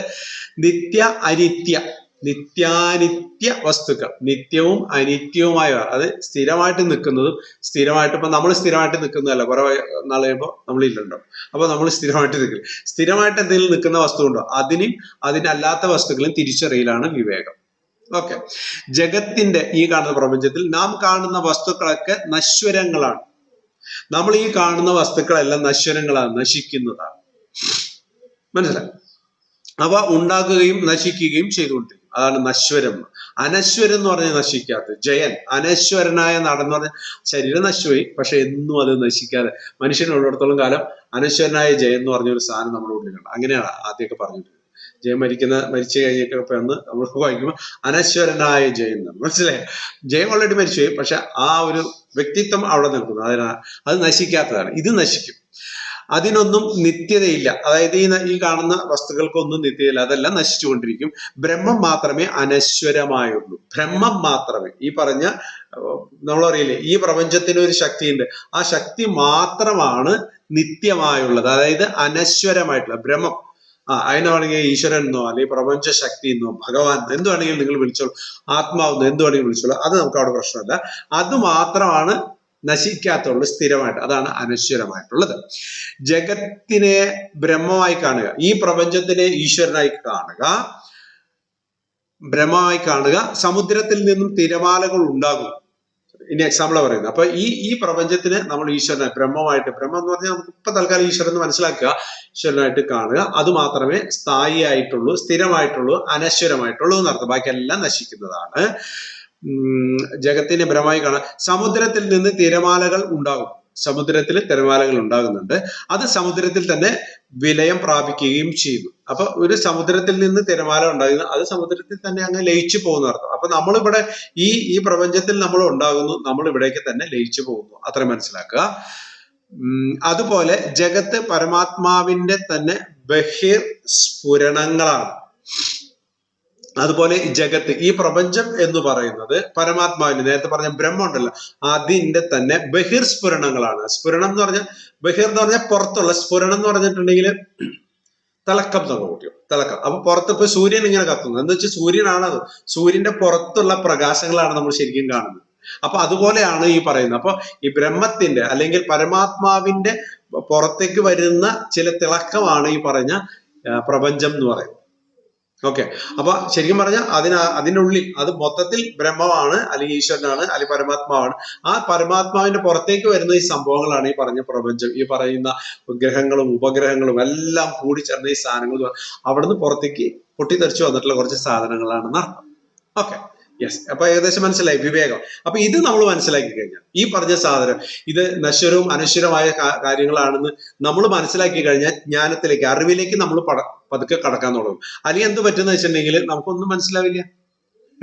നമ്മൾ വിചാരിക്കുന്നത് ഞാൻ നശിക്കില്ല, ഞാൻ ഇതുപോലെ ഇങ്ങനെ നിൽക്കും അടിപൊളിയായിട്ട് 100, 150 വയസ്സ് വരെ ഇങ്ങനെ ജീവിക്കുന്ന എന്ന് ബോധത്തോടു കൂടി നമ്മൾ എഴുതാൻ തുടങ്ങി കഴിഞ്ഞാൽ മനസ്സിലാക്കാൻ തുടങ്ങി ഇന്നത്തില്ല. അപ്പൊ നമ്മൾ മനസ്സിലാക്കുക ഇതെല്ലാം നശിക്കുന്നതാണ്, നശിക്കാത്തത് ബ്രഹ്മം മാത്രമാണ്, ഈ പറഞ്ഞ പരമാത്മാവ് അല്ലെങ്കിൽ ആത്മാവ് എന്ന് പറഞ്ഞ സംഭവം മാത്രമാണ് നമ്മൾ എന്ന് മനസ്സിലാക്കുന്നു. അവിടുന്ന് യഥാർത്ഥ ജ്ഞാനം തുടങ്ങുന്ന അർത്ഥം. ഓക്കെ, അപ്പൊ ശരിയും തെറ്റും നമ്മൾ തിരിച്ചറിയുന്ന അർത്ഥം. Okay, yes. അടുത്ത് വൈരാഗ്യം. ഓക്കെ, വൈരാഗ്യം നോക്കാം എന്താണ്. രാഗം, വൈരാഗം എന്ന് പറഞ്ഞാൽ രാഗം തോന്നുക, സ്നേഹം തോന്നുക, അത് സ്വന്തമാക്കണം തോന്നുക, ഒരു ഒട്ടല് തോന്നുക. മനസ്സിലായില്ലേ? നല്ലൊരു ലിപ്സ്റ്റിക് ഉണ്ട്, ഓ അതെങ്ങനെയെങ്കിലും വില ഇച്ചിരി കൂടുതലാണ്, ഇപ്പൊ കാശ് കയ്യിലില്ല, എങ്ങനെ, അതാണ് ശരിക്കും പറഞ്ഞ വൈരാഗ്യം തോന്നുന്നത്. അതിനോട് നമ്മൾ വൈരാഗ്യം എന്ന് പറഞ്ഞ കലിപ്പാണ് നമ്മൾ പറയാം, കലിപ്പല്ല അവിടെ ഉദ്ദേശിച്ചത്, അതിനോടുള്ള ഒരു ഒട്ടലാണ് ശരി. മനസ്സിലായി? അതാണ് വൈരാഗ്യം. നോക്കാം. മനസ്സിനെ കാമ്യകർമ്മങ്ങളിലേക്ക് പോകാതെ നിയന്ത്രിച്ചു നിർത്തുന്ന വിഷയ കാമനകൾ മനസ്സിലെ ചഞ്ചലമാണ്. ഇനി അതിനെ കുറിച്ചുള്ള വിവരണമാണ് പറയുന്നത്. മനസ്സിനെ കാമ്യകർമ്മങ്ങളിലേക്ക്, മനസ്സിനെ പല ആഗ്രഹങ്ങളിലേക്ക് പോകാതെ നിയന്ത്രിച്ചു നിർത്തുക. അപ്പൊ നമ്മൾ മനസ്സിങ്ങനെ ഓരോന്ന് ആഗ്രഹിക്കാൻ, ലിപ്സ്റ്റിക് അവിടെ കണ്ടു, അതിനെ എങ്ങനെയെങ്കിലും സ്വന്തമാക്കണം എന്നുള്ള എന്റെ സ്വന്തം രാഗം തോന്നി, ആ ലിപ്സ്റ്റിക്കിനോട് രാഗം തോന്നി, എങ്ങനെയെങ്കിലും സ്വന്തമാക്കണം എന്ന് ആഗ്രഹം തോന്നി. അങ്ങനെ അപ്പൊ മനസ്സിന്റെ കാമ്യകർമ്മം, ആ ചുണ്ടൊന്ന് ചൊമ്പിച്ചെടുക്കണം എന്നുള്ള ആ കർമ്മത്തിലേക്ക് പോകാതെ നിയന്ത്രിച്ചു നിർത്തുക. ഓക്കെ, ആദ്യം ചെയ്യേണ്ടതാണ് വിഷയകാമനകൾ മനസ്സിനെ ചഞ്ചലമാക്കും. വിഷയകാമനകൾ, ഇപ്പൊ മദ്യപിക്കുന്നവർക്ക് അവർക്ക് മദ്യപാനം അവരുടെ വിഷയമാണ്, അതിലേക്ക് അവർക്ക് എപ്പോഴും ചിന്തകൾ ഇങ്ങനെ പോകും. ആ വിഷയകാമനകൾ മനസ്സിനെ ചഞ്ചലമാക്കും. അത് മനസ്സിനെ ഇങ്ങനെ ചാടിച്ചുകൊണ്ടിരിക്കും. രാവിലെ എഴുന്നേറ്റ് കഴിഞ്ഞാൽ ഇന്ന് എങ്ങനെ കഴിക്കും, എന്നാൽ ഇന്ന് സൺഡേ ആണല്ലോ, ഞായറാഴ്ച ഒരെണ്ണം കഴിക്കേണ്ട ദിവസമാണ്. രാവിലെ തുടങ്ങി എണീക്കുമ്പോൾ ഫസ്റ്റ് ചിന്ത അതാണ്, അത് പാടില്ല, അതിനെ നിയന്ത്രിക്കുക, ചഞ്ചലമാക്കുക. അപ്പൊ മനസ്സിനെ അത് ചഞ്ചലമാക്കും. ഭൗതിക സുഖങ്ങളുടെ ക്ഷണികതയും നിരർത്ഥകതയും തിരിച്ചറിയുക. ഭൗതിക സുഖങ്ങളുടെ, ഈ സുഖങ്ങൾ മദ്യം കഴിക്കാൻ നമ്മൾ തീരുമാനിച്ചു, ആ കഴിക്കുന്ന സമയത്ത് അല്ലെങ്കിൽ കുറച്ചു നേരത്തേക്ക് ഒരു സുഖമുണ്ട്, പിന്നെ ബുദ്ധിമുട്ട് തന്നെയാണ്. മനസ്സിലായില്ലേ? അതാണ് ഈ പറഞ്ഞത് ഭൗതിക സുഖങ്ങളുടെ ക്ഷണികം കുറച്ചു നേരത്തേക്ക്. അപ്പൊ നമ്മൾ കുറച്ചു നേരത്തേക്ക് ഒരു സുഖം കിട്ടും. നിരർത്ഥകതയും, അത് കഴിച്ചിട്ട് വലിയ അർത്ഥമൊന്നുമില്ല, എന്നാലും വലിയ അർത്ഥം എന്നുള്ള രീതിയിലാണ് അത് കഴിക്കുക. ഭയങ്കര പ്രാധാന്യം, ഇപ്പൊ വീടുകളിലൊക്കെ ഏറ്റവും കൂടുതൽ പ്രാധാന്യം കൊടുക്കുന്ന ഒരു സംഭവമാണ് ഈ മദ്യം. മദ്യം ഇല്ലാതെ നിങ്ങൾ രണ്ടുപേരെ ക്ഷണിച്ച, അടുത്ത പ്രാവശ്യം ക്ഷണിച്ച അവര് വരില്ല. മനസ്സിലായില്ലേ? ഉണ്ട് എന്ന് പറഞ്ഞാൽ വേറെ ഒന്നും വേണ്ട, തൊട്ടുകൂട്ട അച്ചാറ് പോലും വേണ്ട, ഉണ്ടെങ്കിൽ അവര് നന്നായിട്ട് കഴിച്ചോളൂ എന്ന് പറയാം. ഓക്കെ, അതാണ് അതിന്റെ. അപ്പൊ അത് വെറും നിരർത്ഥകമാണ്, ഒരു അർത്ഥമില്ലാത്ത കാര്യമാണ്. തിരിച്ചറിയുക ഇതിന് അല്ല, നിരർത്ഥക തിരിച്ചറിയുക, ഇതിന് രണ്ടിനും നമ്മൾ തിരിച്ചറിയുക എന്നർത്ഥം. ഓക്കെ, വിഷയാസക്തമായ മനസ്സ് ബ്രഹ്മവിചാരം ചെയ്യാൻ കഴിയില്ല. നമ്മൾ ഓരോ വിഷയത്തിൽ ഇങ്ങനെ കിടക്കാം. അപ്പൊ നിങ്ങളോട് ധ്യാനം പ്രാക്ടീസ് ചെയ്യാൻ പറയാണ്. ധ്യാനം നിങ്ങൾ പ്രാക്ടീസ് ചെയ്യുന്ന സമയത്ത് നിങ്ങൾക്ക് ഇങ്ങനെ ലിപ്സ്റ്റിക്, ആഹാ, അതായത് മേക്കപ്പ് സാധനങ്ങൾ, നല്ലൊരു സാധനം, ഓ ഞാൻ ആമസോണിലെല്ലാം കണ്ടു, ഇച്ചിരി പൈസ കൂടുതൽ, ധ്യാനിക്കാതിരിക്കാൻ കേട്ടോ, പൈസ കൂടുതലാണ് നടക്കില്ല. അപ്പൊ ഇതൊക്കെ നടത്ത് ഞാൻ ഇങ്ങനെ എന്നിട്ടാണ്. അപ്പൊ ഇങ്ങനെ ചെറിയൊരു ആട്ടൊക്കെ ഉണ്ടാവും. അപ്പൊ പുറത്തിരുന്ന ഒരാൾ നോക്കൂ, നല്ല ധ്യാനിച്ചിട്ട് അങ്ങോട്ട് ആടണമെങ്കിലല്ലേ, ഇന്ന് ഞാൻ വാങ്ങിയില്ലെങ്കിൽ ഇവിടെ ഒരു കലഹം ഉണ്ടാവുന്ന വെച്ചിട്ട് നമ്മൾ ആടുന്നത്. പുറത്തിരുന്ന് കാണുന്ന ആള് ഓ നല്ല ആട്ടം, അപ്പൊ ധ്യാനത്തിൽ അങ്ങോട്ട് വന്ന് ആട്ടം തുടങ്ങിയത്. ആട്ടമൊന്നും അല്ല ശരിക്കും, ഇന്നത് വാങ്ങിയില്ലെങ്കിൽ ഇന്ന് കഞ്ഞി വയ്ക്കില്ല, ഒന്നും വയ്ക്കില്ല, ഈ ചിന്ത അല്ല. മനസ്സിലായി? അപ്പൊ അതാണ് ഈ പറഞ്ഞത്, വിഷയാസക്തമായ മനസ്സിന് ബ്രഹ്മവിചാരം ചെയ്യാൻ കഴിയില്ല, നമ്മൾ ഈശ്വരനെ ചിന്തിക്കാൻ കറക്റ്റായിട്ട് കഴിയില്ല എന്ന്. അപ്പൊ നമ്മള് ഇത് എപ്പോഴാണ് വരുന്നത്? ഈശ്വര ചിന്ത ഏറ്റവും കൂടുതലായിട്ട് നമുക്ക് വരുന്ന സമയം എപ്പോഴാണ്? നമുക്ക് ദുരന്തങ്ങളും ദുരിതങ്ങളും വരുമ്പോഴാണ്. അപ്പൊ അങ്ങോട്ട് ചെന്ന് അമ്പലത്തിന്റെയോ അല്ലെങ്കിൽ പള്ളിയുടെ ഫ്രണ്ടിൽ നിന്നിട്ട് നമ്മളാണ്ട് പ്രാർത്ഥിച്ചാണ്ടല്ലോ, ഭയങ്കര കോൺസെൻട്രേഷൻ ആയിരിക്കും. ഈശ്വരൻ എന്ന് പറഞ്ഞാൽ അങ്ങോട്ട് ലയിച്ച് ഉള്ളിലേക്ക് അങ്ങോട്ട് കേറും. അതങ്ങോട്ട് വരാൻ വേണ്ടിയിട്ട് എന്ത് വേണം, നമുക്ക് ദുരന്തങ്ങളും ദുരിതങ്ങളും വരാം. അല്ലാത്ത സമയത്ത് ചെലോട്ടക്കടി ഇല്ലാസലാം എന്നൊക്കെ നമ്മൾ എന്തെങ്കിലും ബുദ്ധിമുട്ടും കഷ്ടപ്പാടും ദുരിതവും ദാരിദ്ര്യം വന്നു കഴിഞ്ഞാൽ രക്ഷിക്കണം, രക്ഷിച്ചേ പറ്റൂ എന്നുള്ള ചിന്തയിലേക്ക് നമ്മൾ വരാം. അപ്പൊ നല്ല കോൺസെൻട്രേഷൻ ആയിരിക്കും. നമുക്ക് നല്ല ഒരു കുഴപ്പമൊന്നുമില്ലെങ്കിൽ കോൺസെൻട്രേഷൻ ഇതിലേക്ക് പറയും. അതൊന്നും കുഴപ്പമില്ല, പുള്ളിക്ക് നമ്മളെ കുറിച്ച് എല്ലാ കാര്യങ്ങളും അതൊക്കെ കറക്റ്റ് ആയിട്ട് ചെയ്തു. ബുദ്ധിമുട്ട് വരുമ്പോ അപ്പോഴാണ്, അതുകൊണ്ടാണ് നമ്മൾ പറയില്ലേ, വിഷമിക്കുന്ന മനസ്സ് അല്ലെങ്കിൽ ആ ഒരു പ്രശ്നം വരുമ്പോൾ പ്രാർത്ഥിച്ചു കഴിഞ്ഞാൽ അപ്പൊ ഫലം കിട്ടും എന്ന് പറഞ്ഞതിന്റെ കാരണം അതാണ് മുട്ടിപ്പായിൽ പ്രാർത്ഥിക്കാന്ന് പറയില്ല. അപ്പൊ അങ്ങനെ നിന്ന് പ്രാർത്ഥിക്കുമ്പോൾ നമ്മുടെ മനസ്സിന് നല്ല കോൺസെൻട്രേഷൻ കിട്ടും. യഥാർത്ഥത്തിൽ മനസ്സ് നല്ല കോൺസെൻട്രേറ്റ് ചെയ്യുമ്പോൾ കുറച്ചു നേരത്തേക്ക് പ്രശ്നങ്ങളൊക്കെ മാറി കിട്ടും. അപ്പൊ ഒരു ശാന്തത കിട്ടും. ആ ശാന്തതയിൽ കിട്ടുന്ന സുഖങ്ങളാണ് ശരിക്കും പിന്നീട് വരുന്നത്. നമുക്കറിയില്ല, നമ്മൾ ഈശ്വരനോട് പ്രാർത്ഥിച്ചപ്പോൾ അവിടുന്ന് നമുക്ക് എന്താണ്ട് തന്നു. അതിനപ്പോ അന്നൊരു 100 രൂപ കൊടുത്തോണ്ടിരുന്നത് ഈ പ്രാവശ്യം 500 രൂപ കിടക്കട്ടെ, നമ്മൾ ചോദിച്ച കാര്യം തന്നു എന്ന് പറഞ്ഞിട്ട് 500 രൂപ കൊടുത്തോ. Okay, yes. അപ്പൊ വിഷയാസക്തമായ മനസ്സിന് ബ്രഹ്മവിചാരം ചെയ്യാൻ പറ്റില്ല, ഈശ്വരനെ പ്രാർത്ഥിക്കാൻ കഴിയില്ല. അതുകൊണ്ട് ഇന്ദ്രിയ സുഖങ്ങളോട് അനാസക്തി വളർത്തുക. അതുകൊണ്ട് ഇന്ദ്രിയ സുഖങ്ങളോട്, കാണുമ്പോൾ ഉള്ള സുഖം, തായ്ലൻഡിൽ പോവാണ്, മാല ചേച്ചി അവിടെ ഉണ്ടെന്ന് വിചാരിക്കും, തായ്ലൻഡിൽ പോകും, ശരി പ്രായം കൂടി പോയി, അല്ലെങ്കിൽ ഞാൻ ഇതിലപ്പുറം ഞാൻ നടന്നേനെ എന്ന് പറയില്ലേ, അതാണ് വിഷയാസക്തി. അതാണ് വിഷയം. അതുകൊണ്ട് ഇന്ദ്രിയ സുഖം, അപ്പൊ ആ ഇന്ദ്രിയ സുഖങ്ങൾ, കണ്ണുകൊണ്ടുള്ള സുഖം ഉണ്ടല്ലോ, ആ സുഖങ്ങളോട് ആസക്തി ഉണ്ടാവാതെ വളർത്താൻ തന്നെ പറഞ്ഞിട്ടുള്ളത്. ഓക്കെ, ഭൂലോകത്തും സ്വർഗലോകത്തും ഉള്ള സുഖങ്ങളെ നിരാകരിക്കുക. ഇപ്പൊ ഇവിടെ പറയും, കുറെ ആളുകളൊക്കെ പറയും, നിങ്ങൾ ഇവിടുത്തെ എല്ലാ സുഖങ്ങളും വേണ്ടെന്ന് വെക്കുക, സ്വർഗത്തിൽ കംപ്ലീറ്റ് സുഖം കിടക്കുന്നുണ്ട്, നിങ്ങൾ ആഗ്രഹിക്കുന്ന എല്ലാ സംഭവങ്ങളും കിടപ്പുണ്ട്, അതും വേണ്ടെന്ന് വയ്ക്കുന്നതാണ്. മനസ്സിലായോ? ഇവിടെ നമ്മളെ ഇങ്ങനെ പോഷിപ്പിക്കും. ഇവിടെ നിങ്ങൾ വേണ്ടെന്ന് വെക്കുക, നിങ്ങളുടെ സ്വർണ്ണമാലയൊക്കെ എനിക്ക് തന്നോളൂ, നിങ്ങളുടെ സ്വത്തുക്കളുണ്ടെങ്കിൽ എനിക്ക് തന്നോളൂ, അങ്ങനെയാണ്, എനിക്ക് തന്നോളൂ. നിങ്ങൾ സ്വർഗത്തിൽ ചെല്ലുമ്പോൾ ഇതെല്ലാം ഇങ്ങനെ നിരത്തി ഇങ്ങനെ വെച്ചേക്കാണ്, അവിടെ ചെന്നിട്ട് നമുക്ക് അർമ്മതിക്കാം എന്ന് പറയുന്ന ആ പരിപാടി ഉണ്ടല്ലോ, അത് വേണ്ടെന്ന് പറയാം. അവിടെയാണ് ആ ഭൂലോകത്ത് ഈ കാണുന്ന ലോകത്തും സ്വർഗലോകത്തുമുള്ള സുഖങ്ങളെ ഇവിടെ വെച്ച് തന്നെ നിരാകരിക്കുക. ഓക്കെ, ഭോഗങ്ങളിലുള്ള വിരക്തിയാണ് വൈരാഗ്യം. ഭോഗങ്ങളോട്, അതായത് ഭോഗിക്കുക, എന്റേതാക്കി മാറ്റുന്നതാണ് ശരിക്കും വൈരാഗ്യം. മനസ്സിലായോ? അപ്പൊ നമുക്ക് അതിനൊരു വിരക്തി വേണം. അതാണ് രാഗം, ഒട്ടൽ തോന്നരുത്, ഒന്നിനോടൊരു ഒട്ടൽ തോന്നാൻ പാടില്ല, ഒരു നിശ്ചിത അകലം എപ്പോഴും പാലിക്കുക എന്നുള്ളതാണ്. അതാണ് വൈരാഗ്യം. അല്ലാണ്ട് എനിക്ക് നിന്നോട് വൈരാഗ്യമാണ് എന്ന് പറയുന്ന വൈരാഗ്യമല്ല, ഇതാണ് ഇവിടെ വേണ്ടത്. Okay, yes. അപ്പൊ എന്തെങ്കിലും അറിയില്ല, എന്തെങ്കിലും ചോദിച്ചിട്ടുണ്ടോ? ഇല്ല, നോട്ടം കറങ്ങിയ. Okay, attachment. Yes, attachment. വൈരാഗ്യം എന്ന് പറഞ്ഞാൽ അറ്റാച്ച്മെന്റ്. അതന്നെ, ആരെഴുതിയത്? Okay, yes. അപ്പൊ നമുക്ക് മുന്നോട്ട് വേറെ മെസ്സേജ് ഒന്നും വന്നിട്ടില്ലല്ലോ? ഇല്ല, യെസ്. അപ്പൊ നമ്മൾ മുന്നോട്ട് പോകണം. അടുത്താണ് ശമാധികൾ. ഇനി ആ മൂന്നാമത് പറഞ്ഞിട്ടുള്ള കാര്യങ്ങളാണ് ശമാധികൾ. എന്താ നോക്കാം, നമുക്ക് ശമാധികൾ എന്താന്ന് നോക്കാം. ശമം, ദമം, ഉപരതി, തിദിക്ഷ, ശ്രദ്ധ, സമാധാനം എന്നിങ്ങനെ ശമാധികൾ 6 ശമാധികൾ 6 കുറിച്ച് പറഞ്ഞിട്ടുണ്ട്. അതെന്താണെന്ന് പിന്നീട് പറയുമ്പോൾ കറക്റ്റ് ചെയ്യുക. അപ്പൊ തൽക്കാലം ആ വാക്കുകളൊക്കെ കേട്ടിട്ട് പോയാൽ മതി. ശമം, ദമം, ഉപരതി, തിദിക്ഷ, ശ്രദ്ധ, സമാധാനം എന്നിവയാണ് ശമാധികളുടെ 6. അപ്പൊ 6 ഈ ശമാധികൾ എന്ന് പറയുന്നത്. ഏതൊക്കെയാണ്? ശമം എന്ന് പറഞ്ഞാൽ നോക്കാം എന്താണ്. സുഖം ദുഃഖ കാരണം കൂടിയതാണെന്ന് തിരിച്ചറിഞ്ഞ് വിഷയ സുഖങ്ങളിൽ നിന്ന് മനസ്സിന് പിൻവലിക്കണം. സുഖം ദുഃഖ കാരണം കൂടിയാണെന്ന് തിരിച്ചറിഞ്ഞു.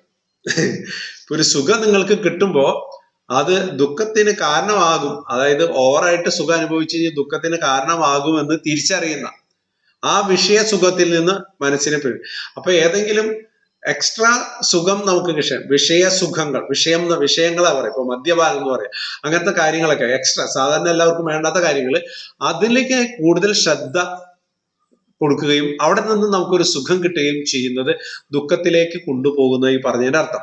സുഖം ദുഃഖ കാരണം കൂടിയാണെന്ന് തിരിച്ചറിയണം. എങ്ങനെ?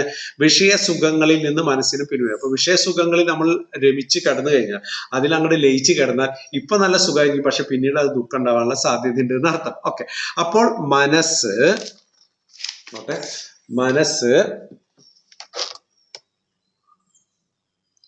വസ്തുവിൽ കേന്ദ്രീകരിക്കും. അങ്ങനെ വരുമ്പോ അപ്പൊ ഇതിനൊക്കെ നമ്മൾ മാറ്റി നിർത്തി കഴിഞ്ഞാൽ, ഈ ഇന്ദ്രിയങ്ങളിൽ കാണുന്ന സുഖങ്ങളെ മാറ്റി നിർത്തിയാൽ മനസ്സ് വസ്തുവിൽ കേന്ദ്രീകരിക്കും. ഏതെങ്കിലും ഒരു വസ്തു, ആ വസ്തു മദ്യമാവാൻ പാടില്ല. അതുകൊണ്ട് മദ്യത്തിനെ വെച്ച് ധ്യാനിക്കരുത് പറഞ്ഞു. അത് നമ്മൾ ആസക്തി ഉണ്ടാക്കുന്ന കാര്യങ്ങളെ വെച്ചിട്ട് നമ്മൾ ദൈവമാണ്. ഒരു പൂ നിങ്ങൾക്ക് ആസക്തി ഉണ്ടാക്കുമെങ്കിൽ അതിനെ വെച്ചിട്ട് ധ്യാനം ഉണ്ടാക്കരുത്. ഒരു ഈശ്വരന്റെ ചിത്രം നിങ്ങൾക്ക് ആസക്തി ഉണ്ടാക്കുമെങ്കിൽ അത് ഒരു സിനിമാ നടി അല്ലെങ്കിൽ സിനിമാ നടന്റെ ഫോട്ടോ വെച്ചിട്ട് നിങ്ങൾ ധ്യാനം ചെയ്യുമ്പോൾ ആസക്തി നിങ്ങൾക്ക് ധ്യാനം ഉണ്ടാവില്ല. അപ്പൊ അത് അങ്ങനെ ഇല്ലാത്ത വസ്തുക്കളിലേക്ക് കേന്ദ്രീകരിക്കുക. മനസ്സിനെ ധ്യാനയോഗമാക്കാൻ നിത്യവും പരബ്രഹ്മത്തെ ഉപാസിക്കണം. അതിന് ഏറ്റവും നല്ല ബ്രഹ്മത്തെ ഈശ്വരനെ ഉപാസിക്കുക എന്നതാണ്. നിയന്ത്രണമാണ് ശമം. അപ്പൊ നേരത്തെ മനസ്സിലായില്ലേ ശമതാദികൾ. അപ്പൊ ശമം എന്ന് പറഞ്ഞാൽ മനസ്സിനെ നിയന്ത്രണം, അതായത് മനസ്സിനെ നിയന്ത്രിക്കുന്നതിനാണ് ശമം എന്ന് പറയുന്നത്. ഒരു ശമനം കിട്ടിയത് ഇപ്പൊ ഒരു ശമനം കിട്ടിയെന്ന് പറയില്ലേ, അതാണ്. അപ്പൊ മനസ്സിനെ ഒന്ന് നിയന്ത്രിക്കാൻ എന്നാണ് ശമം എന്നർത്ഥം. Okay, yes. ഇനി ദമം എന്താന്ന് നോക്കാം. ജ്ഞാനേന്ദ്രിയങ്ങളെയും കർമ്മേന്ദ്രിയങ്ങളെയും ജ്ഞാനേന്ദ്രിയങ്ങളെ ഏതൊക്കെ? ജ്ഞാനേന്ദ്രിയങ്ങളും ജ്ഞാനം, കണ്ണ്, നാക്ക്, മൂക്ക്, തെക്കോ, ചെവി, ഇതൊക്കെ നമുക്ക് ഇന്ദ്രിയ, അതാണ് ജ്ഞാനേന്ദ്രിയ. കർമ്മേന്ദ്രിയങ്ങൾ ഏതൊക്കെയാ? കർമ്മേന്ദ്രിയങ്ങൾ വായ, കൈ, കാല്, മറ്റേ എന്താണ് മലദ്വാരം, അതുപോലെ തന്നെ ജനനേന്ദ്രിയം, ഇതൊക്കെയാണ് നമ്മുടെ കർമ്മേന്ദ്രിയം. കർമ്മങ്ങൾ ചെയ്യുന്നത് കൈ കാലൊക്കെ ഉണ്ടല്ലോ. വായ, ഞാൻ ഇപ്പൊ നിങ്ങളെ പഠിപ്പിച്ചിട്ടിരിക്കുക, അപ്പൊ അതിന്റെ വായ ഒരു കർമ്മേന്ദ്രിയം. അങ്ങനത്തെയാണ് 5 ഇന്ദ്രിയങ്ങൾ. അപ്പൊ അതാണ്. അപ്പൊ ജ്ഞാനേന്ദ്രിയം ഈ 5 കർമ്മേന്ദ്രിയം ഈ 5 ഈ കർമ്മേന്ദ്രിയങ്ങളും അവയുടെ വിഷയങ്ങളിൽ നിന്ന് പിൻവലിച്ച്, അവയുടെ വിഷയങ്ങൾ എന്താണോ അതിൽ നിന്ന് പിൻവലിച്ച് സ്വസ്ഥാനങ്ങളിൽ ഉറപ്പിക്കുന്നതാണ് ദമം. അപ്പൊ ദമം എന്ന് പറഞ്ഞാൽ പഞ്ചേന്ദ്രിയങ്ങളുണ്ട്, ഈ 5 സെൻസ് ഉണ്ട്.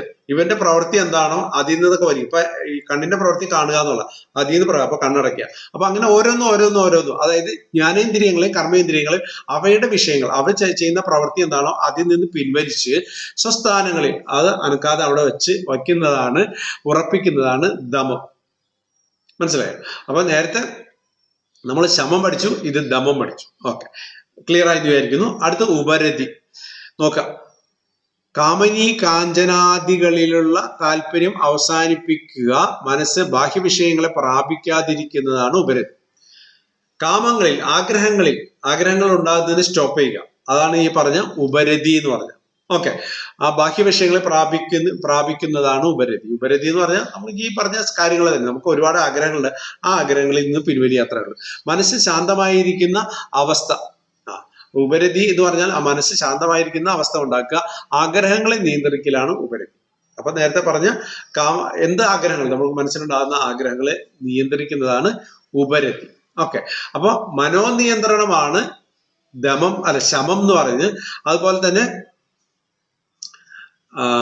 വിഷയങ്ങളിൽ നിന്ന് പിൻവലിക്കുന്നതാണ് ശമം. ഉപരതി എന്ന് പറഞ്ഞാൽ നമുക്കുണ്ടാകുന്ന ആഗ്രഹങ്ങളെ പിൻവലിക്കുന്നതാണ് ഉപരതി. അപ്പൊ 3 ക്ലിയർ ആയില്ലേ? ഓക്കെ, അടുത്ത തിതിക്ഷ. സഹനമാണ് തിതിക്ഷ. എങ്ങനത്തെ മനസ്സിലായില്ലേ? എങ്ങനത്തെ സഹനാണെന്ന് നമുക്ക് നോക്കാം. പരാതിയോ ദുഃഖമോ പ്രതികാര ചിന്തകളോ കൂടാതെയുള്ള സഹനമാണ് അത്. ഒരാള് നമ്മുടെ പുറത്തിട്ട് ഒരു ഇടി ഇടിച്ചു, തിരിച്ചിടിക്കണമെന്ന് നമുക്ക് തോന്നിയാലും അങ്ങനെ തന്നെ വേണ്ടെന്ന് വെച്ചിട്ട് അവിടെ നിൽക്കുന്നതാണ് ഈ പറഞ്ഞ സഹനം എന്ന് ഉദ്ദേശിച്ചത്. ഓക്കെ, കാമക്രോധാദികൾ മൂലമുള്ള വൈകാരിക വിക്ഷോഭങ്ങളെ അടക്കലാണ് തിതിക്ഷ. അപ്പൊ ഇതിൽ പറഞ്ഞിട്ടുള്ളത് സഹനം, കാമക്രോധാദികൾ, ദേഷ്യം, ആഗ്രഹം, ഈ പറഞ്ഞ കാര്യങ്ങളൊക്കെ തന്നെ അതിന് അടക്കലാണ് എന്ത്? തിതിക്ഷ. ഓക്കെ, അപ്പൊ ഓരോ ഈ 6 കാര്യങ്ങൾ പറഞ്ഞു. അപ്പൊ 6 ഓരോരോ പ്രത്യേകതകളുണ്ട് അർത്ഥം. Okay, yes. നല്ല ബോറിംഗ് ആണ്, ഈസി അല്ല, ശ്രദ്ധിച്ചിരിക്കാനും വരെ തോന്നൂല, എന്നാലും ഇത് നമുക്ക് പഠിക്കാനും പറ്റില്ല, അതുകൊണ്ടാണ്. ഓക്കെ, അടുത്ത് ഞാൻ പെട്ടെന്ന് നമ്മൾ പറഞ്ഞു തീർക്കാം. അടുത്ത് ശ്രദ്ധ. ഐഹിക വിഷയങ്ങളുടെ ഫലമായി, ഐഹിക വിഹാരങ്ങളുടെ ഫലമായി ദുഃഖത്തിൽ നിന്ന് മോചനം ലഭിക്കണമെന്നും, ഐഹിക വിഹാരങ്ങളുടെ ഫലമായി ദുഃഖങ്ങളിൽ നിന്ന് മോചനം ലഭിക്കണമെന്നും അതിനുള്ള മാർഗം അറിയുന്നതിനുള്ള വാഞ്ചയാണ് ശ്രദ്ധ. എന്താണ് ഈ ശ്രദ്ധ? ഐഹിക വികാരങ്ങൾ. ഐഹികം എന്ന് പറഞ്ഞിട്ടുണ്ടെങ്കിൽ നമുക്ക് വേണമെങ്കിൽ പറയാം ഈ ഭൂലോകം, ഈ ഭൂമണ്ഡലം, വേൾഡ് എന്ന് പറയില്ലേ, അത്. വിഹാരങ്ങൾ എന്ന് പറഞ്ഞാൽ നമുക്ക് അങ്ങോട്ട് വിഹരിക്കാൻ, അങ്ങോട്ട് ആഹ്ലാദിക്കുക, ആനന്ദിക്കുക, വിനോദം എന്നൊക്കെ പറയില്ലേ, യെസ് അതന്നെ. അപ്പൊ ഈ ലോകത്തുള്ള സുഖ സൗകര്യങ്ങൾ, അതാണ് ഈ ലോകത്തുള്ള വിനോദങ്ങളിൽ അതിന്റെ ഫലമായിട്ട്, അപ്പൊ നമുക്ക് ഈ ലോകത്ത് നിന്ന് കിട്ടുന്ന സുഖങ്ങളുടെ ഫലമായിട്ട് ദുഃഖത്തിൽ നിന്ന് മോചനം ലഭിക്കണമെന്നും അതിനുള്ള മാർഗം അറിയുന്നതിനുള്ള വാഞ്ചയാണ്. അപ്പൊ ഈ ലോകത്ത് എന്തൊക്കെയാണോ അതിന്റെ ഫലമായിട്ട്, അത് അനുഭവിക്കുമ്പോൾ ഉണ്ടാകുന്ന ഫലം ഉണ്ടല്ലോ, അത് ദുഃഖമാണ്. ആ ദുഃഖത്തിൽ നിന്ന് മോചനം ലഭിക്കുന്നതിനുള്ള മാർഗം. അപ്പൊ നമ്മൾ ഇവിടെ കാണുന്ന ഈ പറഞ്ഞ ഫിസിക്കൽ എന്താ പറയാ സാധനങ്ങളുടെ നമ്മൾ ഉണ്ടാക്കിയിട്ടുള്ള ഈ ഭൗതിക സാധനങ്ങളിൽ നിന്ന് കിട്ടുന്ന കുറെ സുഖങ്ങളുണ്ട്. ആ സുഖങ്ങൾ നമ്മൾ ത്യജിക്കുക. ഇപ്പൊ ഞാനിവിടെ ഇരിക്കേണ്ടത് നല്ല തണുപ്പൊക്കെ ഉണ്ട്. അപ്പൊ തണുപ്പുള്ളതുകൊണ്ട് തണുപ്പുണ്ട്, അല്ലെങ്കിൽ നമ്മൾ ഒരു AC ഒക്കെ ഇട്ടിരിക്കുകയാണ്. അതാണ് ഈ സുഖം, നമ്മൾ ഉണ്ടാക്കിയ സുഖം എന്ന് പറയുന്നത്. അതിൽ നിന്ന് മോചിക്കണം, മോചനം നേടണം, അതിൽ നിന്ന് മാറിക്കിട്ടണതിന് ഉള്ള മാർഗം അറിയുന്നതിനുള്ള വാഞ്ച, അതാണ് ശ്രദ്ധ. അതിൽ നിന്ന് എങ്ങനെ മാറാം എന്ന് ശ്രദ്ധിക്കുന്നതാണ് ശരിക്കും പറഞ്ഞ ശ്രദ്ധ. മനസ്സിലായി? അപ്പൊ ഈ ലോകത്ത് കുറെ സുഖ സൗകര്യങ്ങളുണ്ട്. ആ സുഖ സൗകര്യങ്ങളൊക്കെ വേണ്ടെന്ന് വയ്ക്കാൻ വേണ്ടി നമ്മൾ എന്ത് ചെയ്യണം? അതിന് എന്ത് കാര്യം ശ്രദ്ധിക്കുകയാണ്, അതിനെയാണ് ശ്രദ്ധ എന്ന് പറയുന്നത്. ഓക്കെ, ഏകദേശം ഐഡിയ കിട്ടിയില്ലേ? യെസ്. പിന്നെ ശ്രദ്ധാവൻ ശാസ്ത്ര തത്വങ്ങളിലും ഗുരുവാക്യങ്ങളിലും വിശ്വസിച്ച് ആശ്രയിക്കുന്നു. അപ്പൊ ഈ ശ്രദ്ധിക്കുന്നവൻ ശ്രദ്ധാവൻ, അവന് ഈ പറയുന്ന ശാസ്ത്ര തത്വങ്ങളിൽ ഗുരുവാകും. അപ്പൊ ഇവിടെ കുറെ ശാസ്ത്ര തത്വങ്ങളുണ്ട്, ഗുരുക്കന്മാര് കുറെ കാര്യങ്ങളൊക്കെ പറഞ്ഞിട്ടുണ്ട്. അതിനെ അവൻ ആശ്രയിക്കണം. ഇതിനു വേണ്ടി ഈ കാണുന്ന സുഖ സൗകര്യങ്ങളിൽ നിന്ന് രക്ഷപ്പെടാൻ വേണ്ടി ഈ ശ്രദ്ധ ആവാൻ ഉദ്ദേശിക്കുന്ന ആള്, അശ്രദ്ധാവൻ ആവാൻ ഉദ്ദേശിക്കുന്ന ആള് ശാസ്ത്ര തത്വങ്ങളും ഗുരുവാക്യങ്ങളിലും വിശ്വസിക്കണം എന്നറിയാം. ഓക്കെ, മഹാത്മാക്കളുടെ കൃതികളിൽ നിന്നും ഉപദേശങ്ങളിൽ നിന്നും പഠിക്കണം. ഇതൊക്കെ മഹാത്മാക്കൾ എഴുതി വെച്ചിട്ടുള്ള മഹാത്മാക്കളിൽ നിന്ന് പഠിക്കണം. ശ്രദ്ധാവൻ ലഭതേ ജ്ഞാനം എന്ന് ഗീതയിൽ പറയുന്നു. അങ്ങനെ എന്തോ ഗീതയിൽ പറയുന്നുണ്ട്. ഓക്കെ, അതാണ് ശ്രദ്ധ. ഇപ്പൊ ക്ലിയർ ആയില്ലേ? Okay, yes. എന്തിനുള്ള ശ്രദ്ധ? നമ്മൾ ജ്ഞാനയോഗ്യ ആവാൻ വേണ്ടിയുള്ള കൈവിളക്കുകൾ പെട്ടതാണ് ഇത് കേട്ടോ. Okay, yes. അടുത്തത് സമാധാനം. എന്താണ് സമാധാനം നോക്കാം. ഞാൻ പെട്ടെന്ന് വായിക്കാം. എല്ലാ ജീവജാലങ്ങളിലും സമഷ്ടി ചേതനയായി വർത്തിക്കുന്നതാണ് ബ്രഹ്മം എന്ന് മനസ്സിൽ ധരിക്കുക. എന്താണ് സമാധാനം എന്നുള്ളത്? എല്ലാ ജീവജാലങ്ങളിലും, ഇവിടെ കാണുന്ന എല്ലാ ജീവജാലങ്ങളിലും സമഷ്ടി ചേതനയായി, സമഷ്ടി ചേതന എന്ന് പറഞ്ഞിട്ടുണ്ടെങ്കിൽ, ചേതന എന്ന് പറഞ്ഞാൽ ഛേദിക്കാൻ പറ്റാത്തത്. എന്തിനും ഛേദിക്കാൻ പറ്റാത്തത് എന്താ? നമ്മുടെ ഒരു ബോധത്തിനെ നമുക്ക് കട്ട് ചെയ്ത് മാറ്റാൻ പറ്റും. ബാക്കി എന്തിനും കട്ട് ചെയ്തിടും. അപ്പൊ നമ്മുടെ ഒരു ബോധം, ഏത് ബോധം? ഈ സമഷ്ടി എന്ന് പറഞ്ഞാൽ ഈ സമൂഹം, ഈ ലോകം തന്നെ പറഞ്ഞോളൂ, ഈ സമൂഹത്തില് അതിന്റെ ഒരു ബോധമുണ്ട്. ആ ബോധത്തിൽ വർത്തിക്കുന്നതാണ് ബ്രഹ്മം എന്ന് മനസ്സിൽ ധരിക്കുക. അപ്പോ ഈ ബ്രഹ്മം എന്ന് പറയുന്നതാണ് ഈ ലോകത്തുള്ള എല്ലാ വസ്തുക്കളുടെയും കേന്ദ്രം എന്ന് നമ്മൾ ആദ്യം മനസ്സിലാക്കുക. ബ്രഹ്മമാണ് ഓരോ വസ്തുക്കളുടെയും പ്രധാനം എന്ന് നമ്മൾ മനസ്സിലാക്കണം. ഈ ലോകത്തുള്ള സർവ്വചരാചരങ്ങളുടെ പ്രധാനം, അതിന്റെ ഉള്ളിലിരിക്കുന്ന സാധനം ബ്രഹ്മമാണെന്ന് ആദ്യം നമ്മൾ മനസ്സിലാക്കുക. സമാധാനമാണ് പറയാൻ പോകുന്നത്.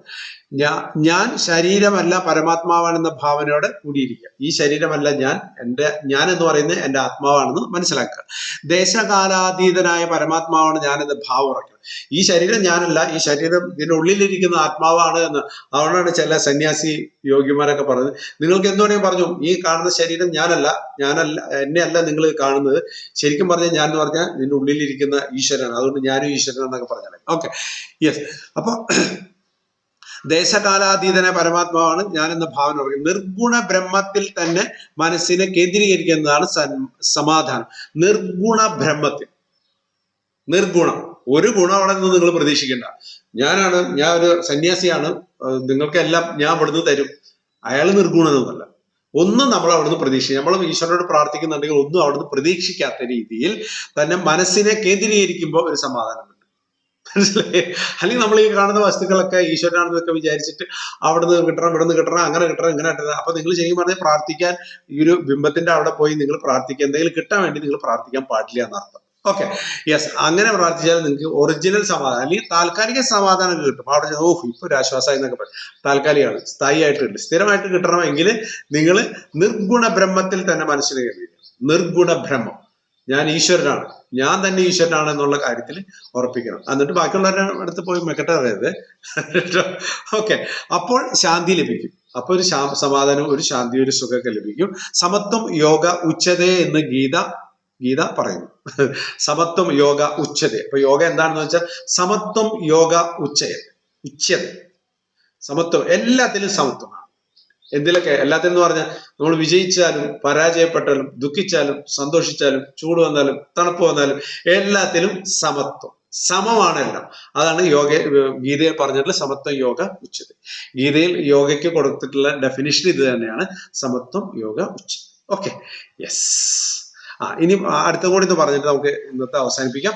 മുമുക്ഷുത്വം എന്താണ്? മുമുക്ഷുത്വം മുക്തി നേടുക എന്നതിനർത്ഥം.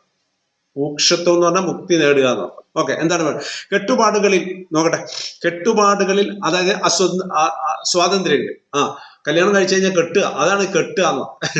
കല്യാണം കഴിക്കുക എന്ന് പറഞ്ഞാൽ കെട്ട്, ഞാൻ അവളെ കെട്ടി എന്ന് പറഞ്ഞാൽ അതിനർത്ഥം സ്വാതന്ത്ര്യം കളഞ്ഞു എന്നർത്ഥം. ഓർത്ത് വെച്ചോളൂ. ഇപ്പൊ തന്നെ കെട്ടുക എന്ന് വാക്ക് പറഞ്ഞാൽ അപ്പൊ നിങ്ങൾ എന്റെ സ്വാതന്ത്ര്യം പോയല്ലോ എന്റെ ഈശ്വര എന്ന് പറയാം. മനസ്സിലായില്ലോ? അതാണ് കെട്ടുപാടുകളിൽ അസ്വാതന്ത്ര്യങ്ങളിൽ നിന്ന് വിടുതൽ നേടുവാൻ. അതാണ്. അത് വലിച്ചു പറിച്ചിട്ട് കാട്ടി കളഞ്ഞിട്ട് നമ്മൾ പോകും. അപ്പൊ നമുക്ക് സ്വാതന്ത്ര്യം കിട്ടും. അപ്പൊ ഇന്ന് വിടുതൽ നേടുവാനുള്ള പരബ്രഹ്മവുമായി ഏകീഭവിക്കാനുള്ള ഇച്ഛയാണ് മുമുക്ഷത്വം. അപ്പൊ പരമാത്മാവുമായിട്ട് അങ്ങോട്ട് ജോയിന്റ് ആവുന്നതാണ് ശരിക്കും പറഞ്ഞാൽ മുമുക്ഷത്വം എന്ന് അർത്ഥം. മനസ്സിലായി? മുക്തി നേടിയത്. ഈ കാണുന്ന കെട്ടുപാടുകളിലൊക്കെ ഇതേ എടുക്കണം കേട്ടോ. താൻ തന്നെ പണി നോക്ക്, ഞാൻ എന്റെ പണി നോക്ക്, ഞാൻ ഈശ്വരനിലേക്ക് ലയിക്കാം. അപ്പോൾ മനസ്സിലായി? അതാണ് മോക്ഷം. ഓക്കെ, ക്ലിയർ ആയില്ലേ? യെസ്. സാധന ചതുഷ്ടയം നേരത്തെ നമ്മൾ പഠിച്ചതാ. 6 പഠിച്ചില്ലേ? ഏത് ജ്ഞാനയോഗത്തിലേക്ക് പോകാൻ 6 പറഞ്ഞ വൈരാഗ്യം, വിവേകം എന്നൊക്കെ പറഞ്ഞ് പഠിച്ചില്ല. അതിന്റെ ഏറ്റവും അവസാനത്തെ മോക്ഷം. അതാണ് ഈ സാധന ചതുഷ്ടയം.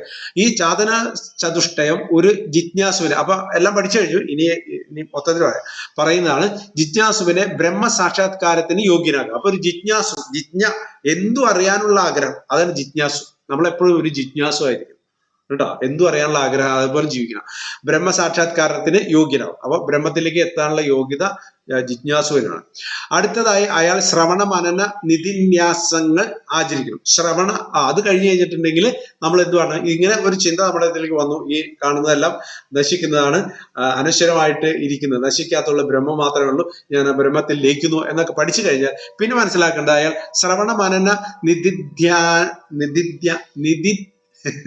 നിധിധ്യാസനങ്ങൾ എന്നിവ ശീലിക്കണം. അതെന്താ? എന്ത് കാരണം? ശ്രവണം, കേട്ട് കുറെ കാര്യങ്ങൾ പഠിക്കണം. മനനം, മനസ്സിലാക്കി, അതായത് ഒരു കാര്യം കേട്ട് കഴിഞ്ഞാൽ അതിനിങ്ങനെ മനസ്സിലിട്ട് വീണ്ടും വീണ്ടും വീണ്ടും വീണ്ടും ഇങ്ങനെ കറക്കി കറക്റ്റ് ആക്കണം.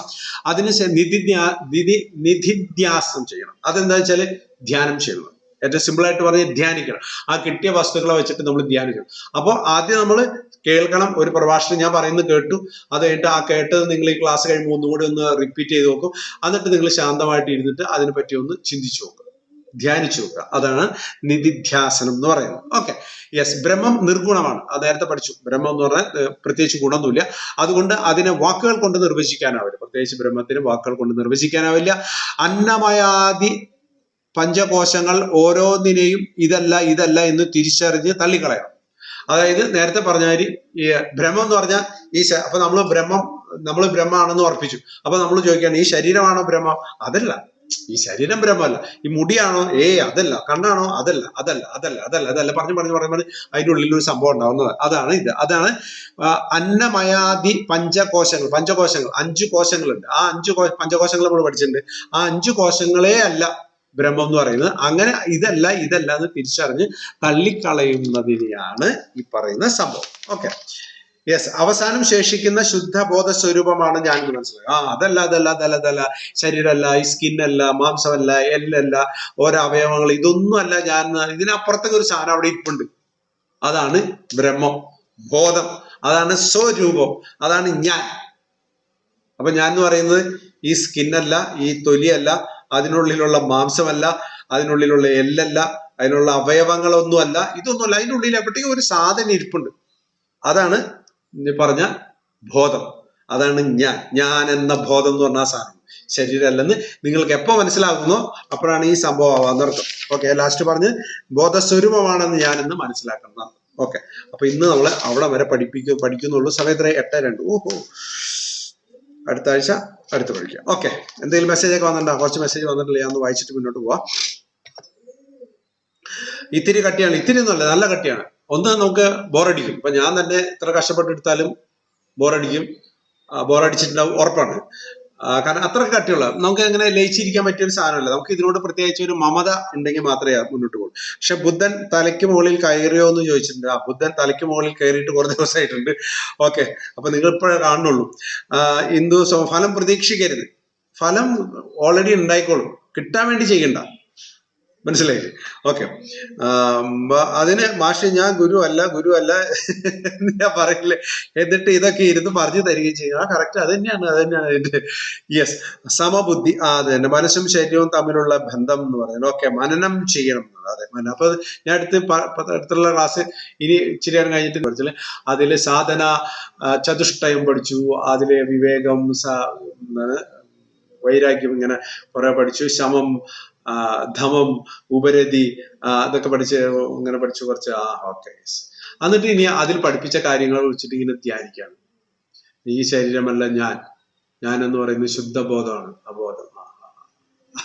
ഓക്കെ, അതാണ് ചെയ്യുന്നത്. അതാണ് ഈ മൊത്തം 3 കാര്യങ്ങൾ. എന്താണ് ശ്രവണ, മനന, നിധിധ്യാസനം എന്ന് പറയുന്നത്. Okay, yes. കിളി പോയി എന്ന് പറഞ്ഞിട്ടുണ്ട്, സാരമില്ല, എപ്പോഴെങ്കിലും നമുക്ക് തിരിച്ചു പിടിക്കാം. നല്ല കട്ടിയുണ്ട് എന്ന് പറഞ്ഞിട്ടുണ്ട്. ഓക്കെ, യെസ്, ഇച്ചിരി കട്ടിയാണ്, പക്ഷെ നിങ്ങൾ ഭാഗ്യവാന്മാരാണ്. കാരണം ഇത്ര കട്ടിയുള്ള സാധനമാണെങ്കിൽ നമുക്ക് ഒന്ന് കുറച്ചെങ്കിലും മനസ്സിലാക്കാൻ പറ്റുന്നുണ്ടല്ലോ എന്നുള്ളത് ഒരു ഭാഗ്യം പ്രതീക്ഷിച്ചാണ്. ബാക്കിയുള്ളവർക്കൊക്കെ ആ ഭാഗ്യം ലഭിച്ചില്ല. ഓക്കെ, പഠിച്ചത് വീണ്ടും കേട്ടപ്പോൾ ഓർമ്മ വരുന്നുണ്ട് തോന്നുന്നു. തീർച്ചയായിട്ടും ഓർമ്മ വരണം കേട്ടോ. ഓക്കെ, അപ്പൊ നമുക്ക് ഇന്നത്തെ ക്ലാസ് അവസാനിപ്പിച്ചാലോ? യെസ്. അപ്പൊ വീണ്ടും നാളെ സന്ധിപ്പ്.